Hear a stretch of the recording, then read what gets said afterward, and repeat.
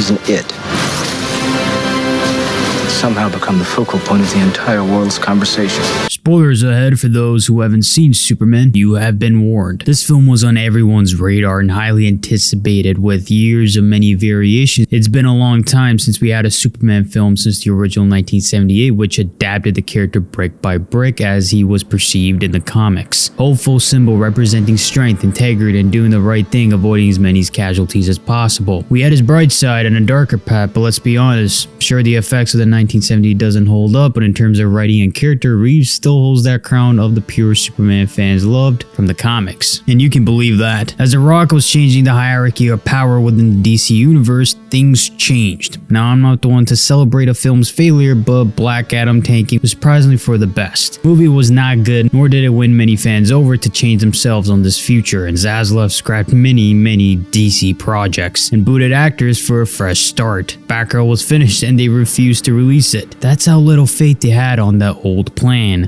Because the hierarchy of power in the DC universe is about to change. Buddy, I'm James Gunn. I'm the co-CEO of DC Studio. But in comes in the highly successful comic book director James Gunn, receiving the keys to the kingdom of DC and putting all chips in for a reboot of this disastrous IP. But instead of interconnected universe leading to a big class, the universe will have a Star Wars feel, where yes, it's all in the same tree, but it's gonna allow for more of a diverse storytelling, where each project will have a different narrative than the other. So why not kickstart with Superman, a character who should be the face of DC but has been sidelined and butchered constantly in the mainstream media, where a much more brood and darker storied character has taken the helm. As someone who's more of a Batman fan than Superman, I won't argue that indeed the face of DC should be the most inspiring, hopeful, happy character, with many expecting a darker tale where games and films have constantly geared towards an evil Superman over and over again. About time we got a Superman film which embraces his upbeat nature, who inspires others to be their best. I've seen a certain group on the internet who from the start had a distaste because, well, anything that isn't Snyder is deemed shit. But I'm gonna be honest, this is the best Superman film since the original, but still a lot to go to reach Reeves. The movie has gun moments in here which hinders the setting, tone, and moments, creating a facepalm gesture when humor is unnecessarily inserted in scenes.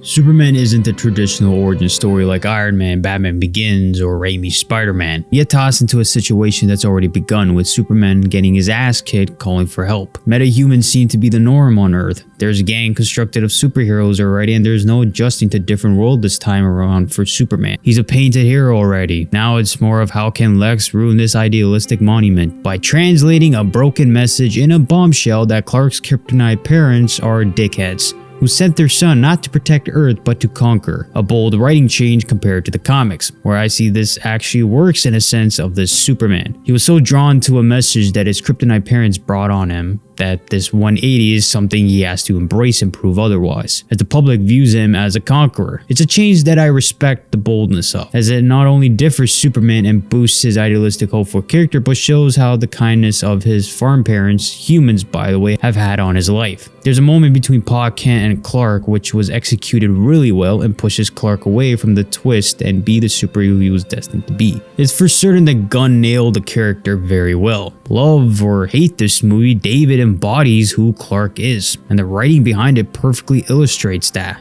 And yeah, sure he is hopeful, but there are signs of question of his actions, such as getting involved in political situations, or getting hammered by Lois Lane, where he freaks out about his own views on Earth and his refusal to see people die on his watch, which plays terrifically into his character as he's not saving humans but other living things. Even in terms of power scaling, it was done perfectly. He holds back in areas which leaves him vulnerable. He's powerful but reckless, and grows as a character as the movie goes along. In terms of writing, he's on the same line as Reeves. Both commandeer the same character from the comics, and in context of their films, they adjust to what the writer throws their way.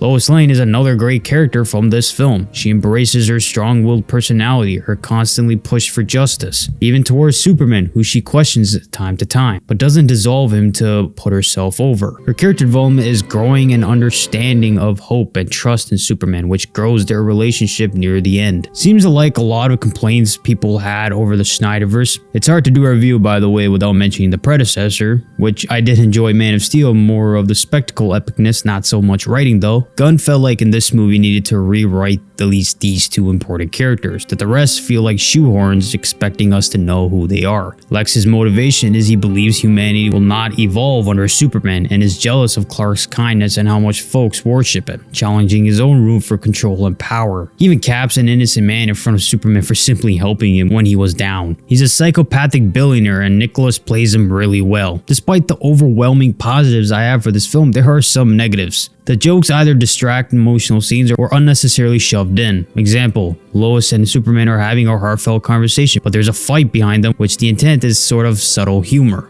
It takes away from what they're saying to one another, which is a bounce back from their first conversation. But you can't help see a monster wreaking havoc against the Justice Gang. Or if Superman is having a thoughtful monologue with Lex Luthor and Krypto busts right in and beats the shit out of him. And Superman under his breath is trying to stop Krypto from almost killing the guy. I feel like that's where Gunn's weakness is in his writing. He feels the need to tell audience at face value of what's happening or why Lex wants to destroy Superman. There was rarely subtle detail too, with the overabundance of jokes kinda derails the movie for me personally.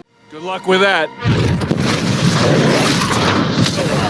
With so many characters in one film, it kinda hurts the pacing, as there's so much that's going on, it butchers certain characters' development. I like to bring up Iron Man, because to have a solo film kickstart your universe, that movie is a prime example of it not doing too much and focusing on Iron Man, his supporting cast, his rogues gallery.